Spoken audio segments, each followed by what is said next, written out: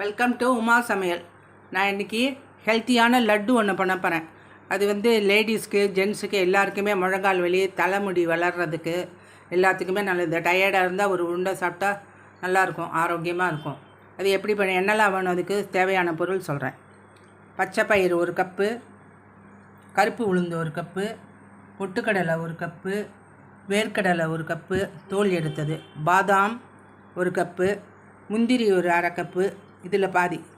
அதுமாரி பிஸ்தா, எள்ளு 1 கப்பு, இதே அளவுக்கு எள்ளு, கொஞ்சம் வாசனைக்கு ஏலக்காய், ஒரு ஒரு ஒரு இதில் பாதி அளவுக்கு பேரிச்சம்பழம். அப்படி வேணும்னாக்கா அப்புறம் 1 ஸ்பூன் உருண்டை பிடிக்கும்போது காமிக்கிறேன். 1 ஸ்பூன் நெய் விட்டுக்கலாம். ஸ்வீட் வேணும்னாக்கா கொஞ்சம் நாட்டு சர்க்கரை போட்டுக்கலாம். பண்ணும்போது உங்களுக்கு காமிக்கிறேன்.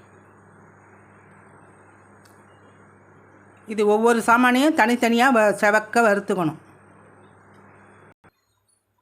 அடுப்பில் கடாய் வச்சுருக்கேன். இந்த உளுந்தை போட்டுறேன். கருப்பு உளுந்து, முழு உளுந்து. இதோடையே 4 வெள்ளை உளுந்தம்பருப்பு போடுறேன். எதுக்கு போடுறேன்னா, இது செவந்துதா இல்லையான்னு அடையாளம் தெரியும். இந்த ஒயிட்டாக இருக்கிறது செவந்துட்டுனா கருப்பும் நல்லா வறுபட்டுறதுன்னு அர்த்தம். அதுக்காக போட்டேன். நல்லா செவந்துடுத்து பாருங்க. இந்த வெள்ளை பருப்பெல்லாம் சேப்பாக இருக்குது பாருங்க. இப்போ எடுத்துடலாம்.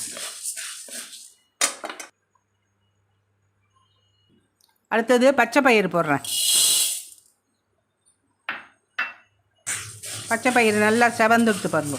இப்போ எடுத்துடலாம். இதை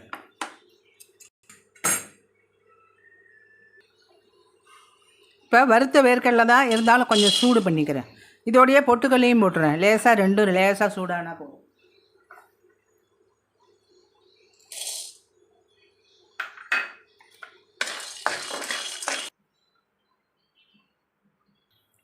இப்போ எள்ளு 1 கப்பு போடுறேன்.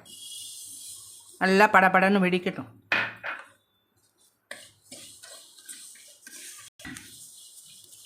எள்ளு நல்லா வெடிக்கிறது பாருங்க, சத்தம் கேட்குறதா? இந்த ஸ்டேஜில் எடுத்துடலாம். இப்போ பாதாம் போடுறேன். பாதாம் போட்டு ஒரு 2 நிமிஷம் கழிச்சு இதுலேயே முந்திரியும் பிஸ்தாவும் போட்டுடலாம். பாதாம் லைட்டாக செவந்து வருது பாருங்க. இந்த ஸ்டேஜில் முந்திரி போட்டுடுறேன். இந்த பிஸ்தாவையும் போட்டுடலாம். எல்லாம் லேசாக சூடானா எடுத்துடுவோம்.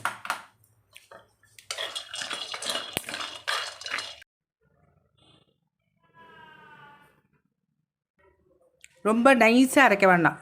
இந்தமாரி கொஞ்சம் குறன்னுக்கிட்டோம். இந்த ஸ்டேஜில் இதோட பேரிச்சம்பழத்தையும் போட்டு அரைச்சுட்டா சரியாக இருக்கும்.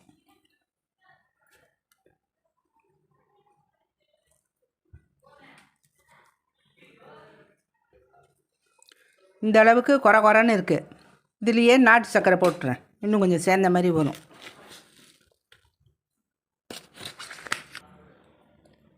ஏலக்காய் பொடி போடுறேன்.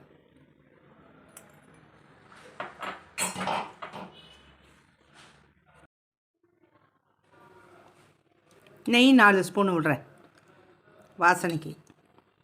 பேரிச்சம்பழம் போட்டதுனால அதுவே ஈஸியாக உருட்ட வரும். இருந்தாலும் கொஞ்சம் இருக்கட்டும்.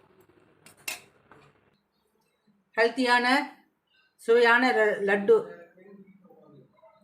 நீங்களும் செஞ்சு பாருங்க.